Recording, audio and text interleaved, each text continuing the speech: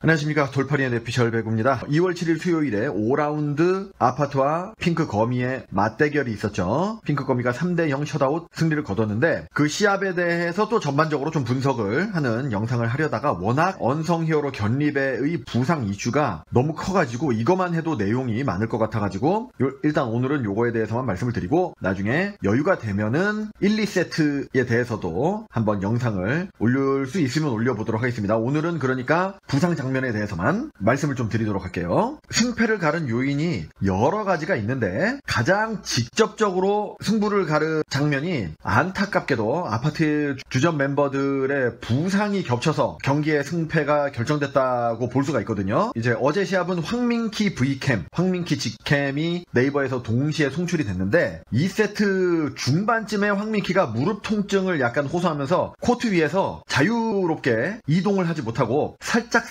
보행이 조금 애로사항이 있었어요. 그러다 보니까 닭장으로 가게 되고 황민키 대신 밀가루 여신 고예림이 투입이 되는 거죠. 27점대 정도 돼서 핑크거미의 세트 포인트에 도달하게 됐는데 견리배가 발목 부상을 당합니다. 그래서 두 사람이 빠지는 바람에 그렇게 해서 세트를 2세트도 내준 다음에 3세트에 그 주전 두 사람이 없는 상태에서 양수민까지 고려를 한다면 3명이 없는 상태에서 3세트 대결을 한 겁니다. 그러니까 점수 격차가 너무 벌어졌었죠.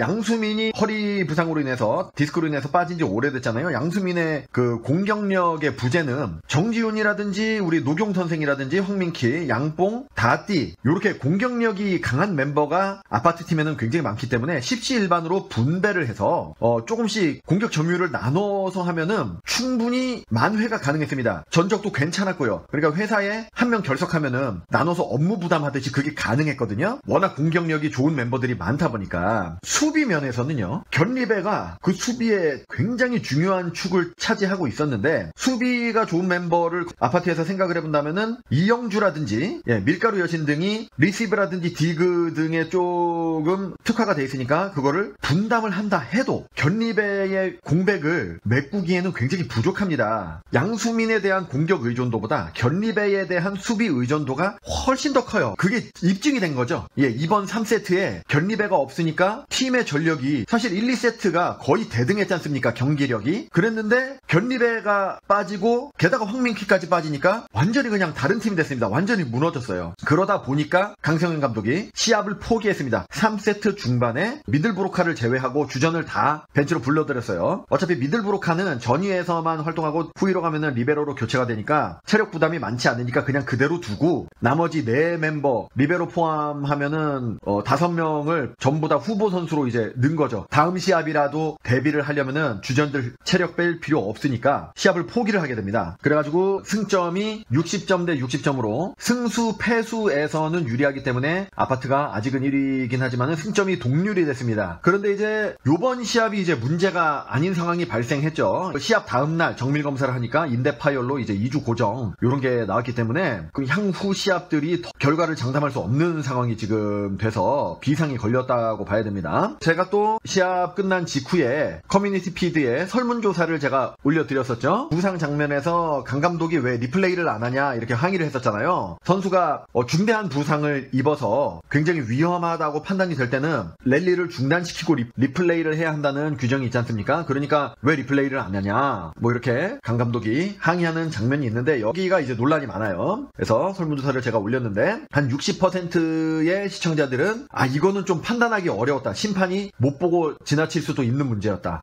요렇고 나머지 한 23 더하기 8 2개 항목 그러니까 30% 약간 넘으시는 시청자들은 랠리를 반드시 중단시키거나 아니면 사후 리플레이라도 했어야 됐다. 의견이고요. 실제 장면을 보면서 과연 어떻게 된 건지 자세히 좀 살펴보도록 할게요. 앞서서 예전에도 견리배가 크게 다친 적이 있습니다. 그 다친 기사를 이렇게 그때는 정말 크게 다쳐가지고 골절이 있었거든요. 1920 시즌이었습니다. 요맘때였어요. 2020년 2월 4일이었어. 2월 4일. 지금하고 공교롭게 비슷하죠. 5라운드 초반인데 그때 좌측 외측 비골 골절이 생겼습니다. 그래서 수술한 다음에 골절이니까 붓기가 빠지면 7일에 수술을 실시하고 그러니까 4일에 다친 다음에 7일에 수술 실시를 아마 할 것이고 그 다음에 12주 동안 재활을 해서 시즌 아웃이 됐었죠. 근데 그때는 코로나 때문에 물론 챔피언 결정전은 하지 않고 그냥 리그 1위로 끝났습니다만 시즌 아웃이 당시에는 됐었다는 거. 왼쪽을 다친 겁니다. 왼쪽 발목에 무릎의 바깥쪽입니다. 비골이라는 것은 바깥쪽이에요. 그러니까 외측 비골 이렇게 하면은 약간 중복된 표현인데 어쨌거나 우리 복사뼈가 있잖아요. 복숭아뼈 또는 복사뼈라고 하는데 발목에서 안쪽 튀어나온 부분, 바깥쪽 튀어나온 부분 있잖아요. 여러분들 지금 한번 자기 발목을 만져보세요. 근데 바깥쪽에 튀어나오는 부분이 우리 접질르면 잘 다치잖아요. 골절이 되는 경우도 있고 인대가 좀 파열 또는 염좌, 인대 늘어났다 뭐 이런 식으로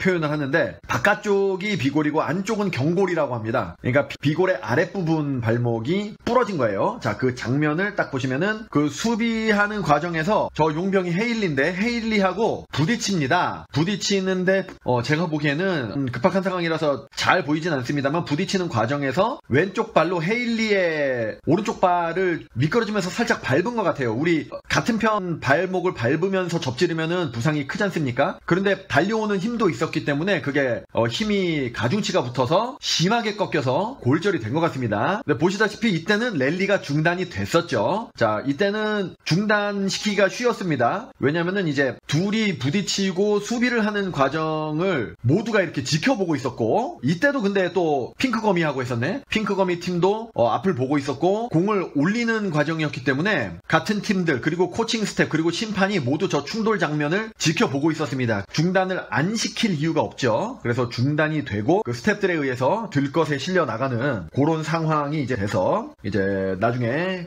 골절로 밝혀지고 치료를 받게 된 것이죠. 그러니까 저 때는 논란의 여지가 없는 거죠. 중단을 시켰으니까. 자, 그러면은 이번 시합 장면을 한번 볼까요? 요거는 이제 다친 후인데 이제 황민키 V캠 캡처를 한 건데 그 부상 이후에 3세트에 두 사람이 코트에 투입되지 못하고 쉬고 있지 않습니까? 근데 적어도 황민키 같은 경우는 자기 발로 서 있을 수는 있었어요. 막 뛰어다닐 수가 없는 상황이어서 그렇지 견리배 같은 경우는 아이스팩을 굉장히 두껍게 대고 자리에 앉아 있습니다. 그냥 자리에 앉아 있어요. 그래가지고 조은지 아나운서도 조금 상태가 어쩐지 걱정이 돼가지고 저기 옆에 와서 보고 있는 상황. 그래서 저 때 예사 부상이 아니라 조금 저는 예상이 좀 들더라고요. 저렇게까지 하는 거 보면은 굉장히 많이 부었으니까 저렇게 아이싱을 하고 있는 거거든요. 골절까지도 저는 가능하다라고 걱정을 했었는데 다행히 골절까지는 아니고 그래도 인대 파열이니까. 물론 인대도 너무 심하게 파열되면은 뭐 수술을 하기도 하고 그렇게 하지만은 이제 기사라든지 그런 걸 참고해서 봤을 때는 수술할 정도는 아닌 것 같아요. 2주 고정한 다음에 용태를 본다고 했으니까. 자, 기사에는 착지 과정에서 발목을 접질러서 다쳤다라고 나와 있는데 요거는 좀 뭐 이게 뭐 중요한 건 아니지만은 지금 정확하게 쓴 건 아니고요. 실제로 제가 이제 그래서 영상을 자세히 봤는데 착지 과정에서는 꺾이지 않았어요. 왜냐면은 그 발로 착지를 안 했거든요. 그 발로 착지를 안 하고 몸으로 낙법을 하듯이 이렇게 몸을 돌려서 그 발로 착지가 안 되게 견리배가 몸을 컨트롤했습니다. 그럼 언제 다쳤느냐? 지금 요 화면에서 보시면은 발목이 꺾여 있죠. 예, 요렇게 꺾여 있는 상태에서 출발합니다. 그러니까 착지 과정이 아니라 스플린트를 하는 과정. 그러니까 공이 저쪽으로 오잖아요. 그러니까 오른발로 내가 이동을 하기 위해서 발로 민 거죠. 스타트를 한 거죠. 스타트를 하는데 거기서 이제 너무 강한 힘으로 뒤로 딱 밀다 보니까 발목이 꺾여버린 거예요. 예, 심하게 꺾인 상태에서 출발하는 게 보이시죠? 자, 요 화면에서는 좀 더 확연하게 드러납니다. 스타트하는 과정에서 발목이 꺾이면서 공을 어떻게 막아는 냈는데 스타트할 때 벌써 발목의 통증이 심하게 느껴졌기 때문에 앞으로 넘어지면서 그 발로 착지하면은 더 심한 부상이 당연히 올 거 아닙니까? 그래서 순간적으로 견리배가 판단을 하고 그 발을 비껴서 허벅지로 오른발이 바닥에 닿지 않게 무릎과 허벅지로 완충을 해서 한 겁니다. 그래도 약간 바깥쪽이 바닥에 부딪히긴 했는데 이 경우도 비골 쪽이에요. 비골 쪽에 바깥쪽에 인대가 바깥쪽으로 꺾였으니까 순간적으로 늘어나면서 인장력을 받아서 파열된 거예요. 그 부분을 보호하기 위해서 순간적으로 몸을 돌린 겁니다.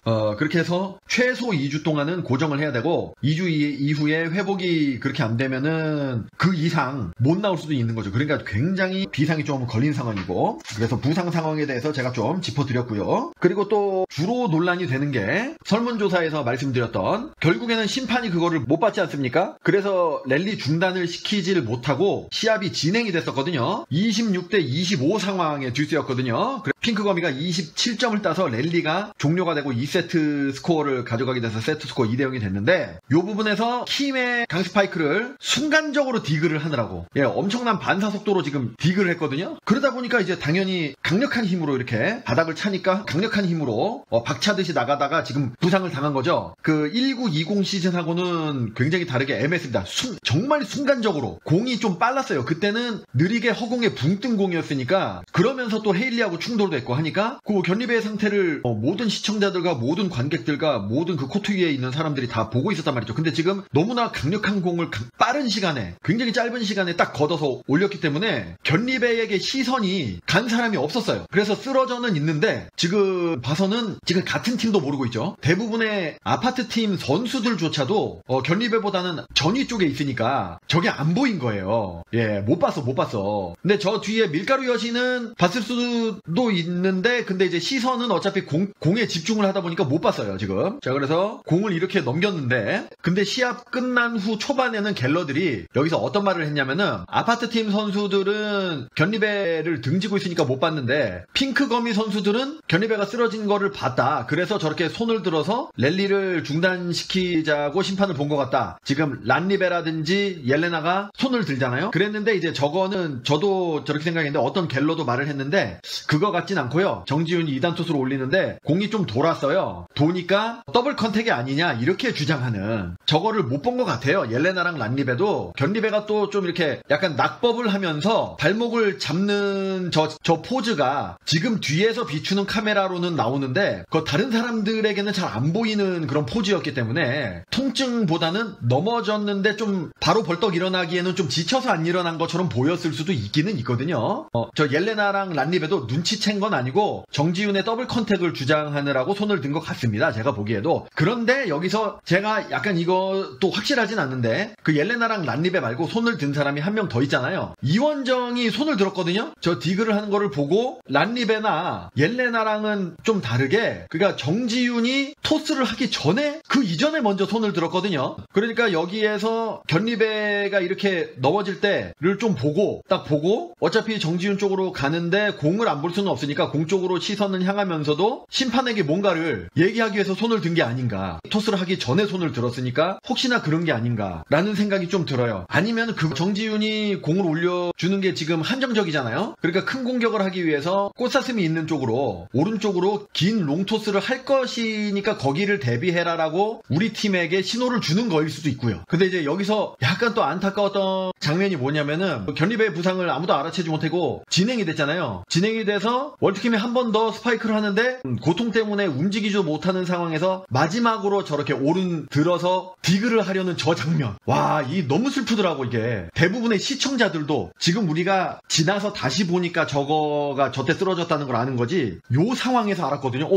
왜 견리배가 저기에 그냥 앉아있지 저렇게? 부상을 당했나 보다. 이 타이밍에 알았어요. 그 전에 쓰러졌을 땐 저도 몰랐거든요. 화면에 나오고 있음에도 불구하고 몰랐단 말입니다. 지금 보면은 이제서야 아파트의 코치들하고 강 감독이라든지 또 옆에 이제 양뽕이라든지 그때서야 발견하고 일어나는 모습. 같은 팀 관계자들도 저때 알았던 겁니다. 심판들도 저때 알았던 거고요. 어떤 갤러들은 저렇게 말하는 갤러들이 있더라고요. 강 감독이 사실은 견리배가 부상당해 넘어진 거를 알고 있었다. 아파트 측의 소유권이니까 공격을 해서 점수가 날 가능성이 있잖아요. 상대가 점수 나면은 그때 리플레이를 하자고 주장을 하기 위해서 그냥 놔둔 것이다라는 글이 있는데 그거는 그렇게까지 한 거는 아닌 것 같습니다. 제 생각에는 그거는 너무 심하게 생각을 하신 거고 강 감독도 못 본 것 같습니다. 그래서 어쨌거나 상황은 그렇다는 거. 그렇습니다. 요런 식으로 해서 부상 장면을 조금 살펴봤고요. 아무쪼록 회복이 돼서 지금 황민키는 일단은 당장 요 시합에서 휴식을 좀, 부상이 심해지기 전에 휴식을 취했기 때문에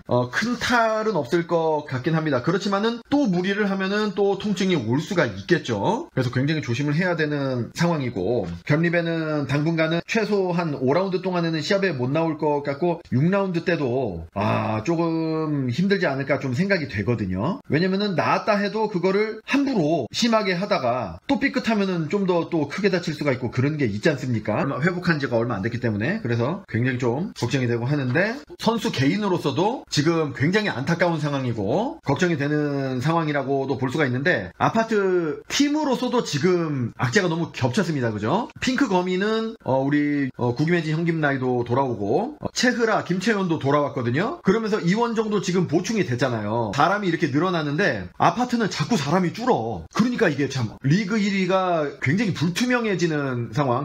양수민이든 견리배든 공격과 수비의 핵심인데 그런 사람들의 부상으로 인한 이탈로 인해서 전력에 엄청난 공백이 지금 생기게 돼서 갈 길이 험난한 상황이 됐습니다.